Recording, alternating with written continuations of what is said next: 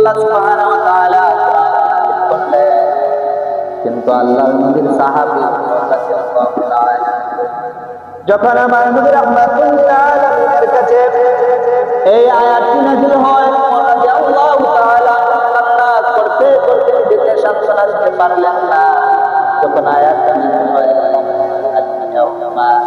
আকমালতু লাকুম দীনাকুম ওয়া আতমামতু আলাইকুম নি'মাতি ওয়া রাদিতু লাকুম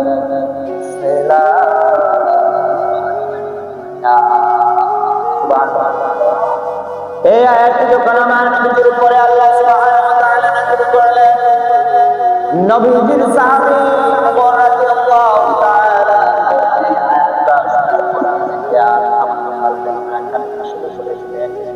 এত কান্না কানলেন, ওমর রাদিয়াল্লাহু তাআলা তার চাইতে বেশি আর কান্না করেন নাই।